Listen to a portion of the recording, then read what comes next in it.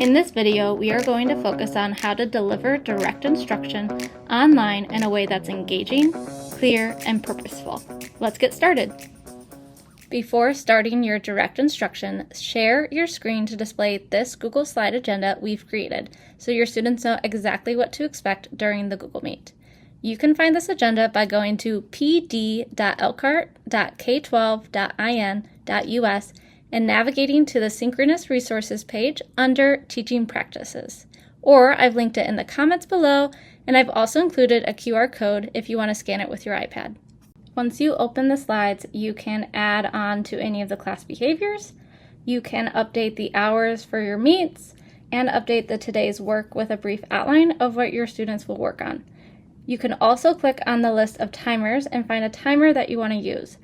Go ahead and find that timer and click on the share with the three dots and grab that link. Then go back to the slides and click insert and then choose video in this list. It takes me a little bit. It's down kind of in the middle. And then you can paste that link there and the video will be added to your slides, and you can delete that other timer there. When you start the slideshow, you can click on the video to start the countdown, and the students will see it. To present this slide, you can click Share Screen, then choose the Chrome tab that has the agenda. Then navigate to that tab and click on Slideshow. Then navigate back to the Meet tab, and you can see that the slideshow is presented for your students to see. Once you have your agenda ready, you can begin direct teaching. The gradual release model of I do, we do, you do works beautifully online when you keep it simple. Start with I do. You model the skill or strategy by sharing your screen, writing on your iPad, or walking through an example. Remember, you can join your Meet with your iPad so you can use it as a tool when you teach. Next is We Do. Students practice with you. This could be solving a problem together, typing answers in the chat, or working as a group in a breakout room. Finally, move to You Do. Students try it on their own, either during class or as independent practice after. This structure keeps students engaged, provides support along the way, and makes sure they leave with confidence in the skill. The next strategy we will go over are mini lessons. Keep direct instruction to 10 to 15 minutes max. It's important that you're not talking to a screen for the whole entire session. We will share tips on how to engage your students later in this video, but we want to remind you that your direct instruction should always stay under 10 to 15 minutes. Many lessons chunk the content into small, clear parts. For example, instead of one 15-minute lecture, break it into 3 5-minute pieces. Let's say I'm teaching exponents. In the first 5 minutes, I would define what exponents are, work through one example problem, and then have the students maybe expand 3 to the 4th power by themselves. In the next 5 minutes, I'll introduce one of the rules of exponents. We would solve a problem together, and then I'll give students a minute to try one on their own. And then we can go over another rule, and we would follow the same pattern of I do, we do, you do.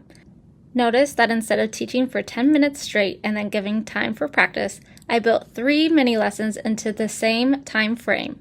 After those mini lessons, I can transition into independent practice on IXL and be available for questions.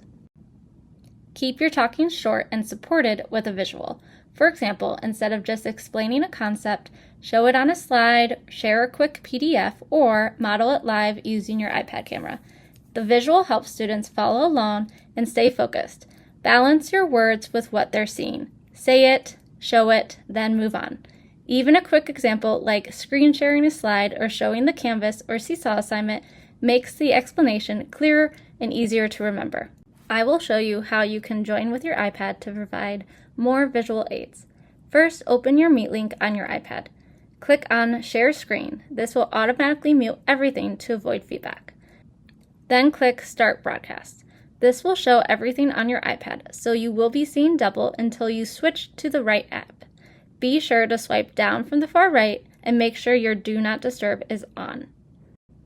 If you want to mark up on the slides, you can open the Slides app and then go ahead and make sure you are in slide view.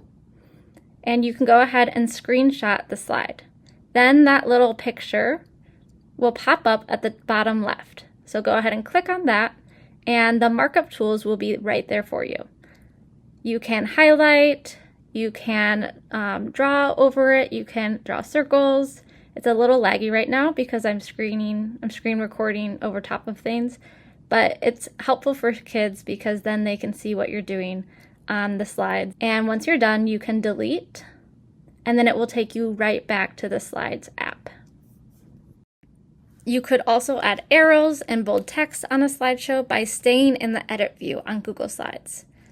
You can click on the plus button, and then you can add an arrow. You could also add boxes or other images.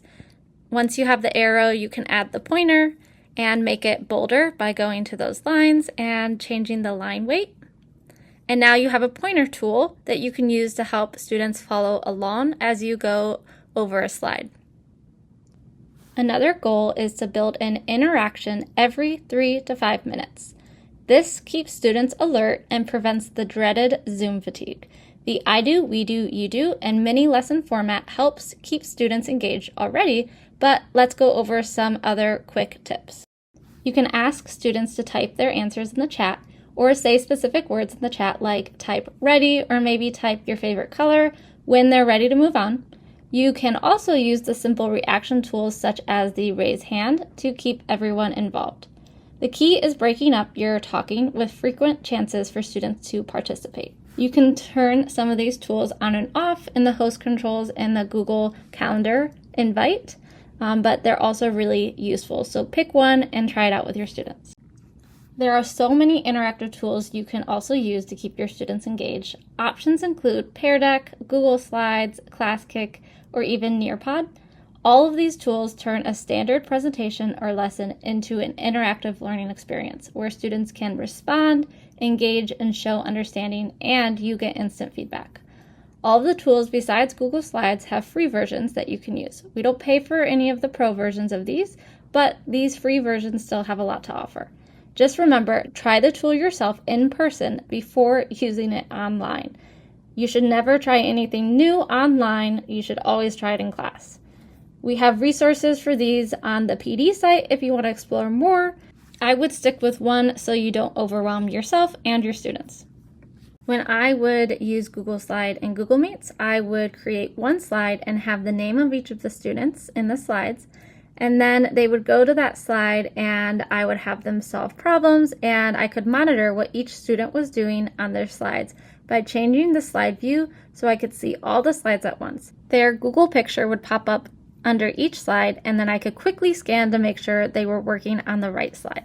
As you design your direct instruction, remember, keep them short and clear, always support with visuals, and look for ways to engage students every few minutes. Use the gradual release model, I do, we do, you do, to guide their learning and take advantage of interactive tools to keep them active and accountable. In our next video, we will explore strategies for helping students practice and apply what they've learned after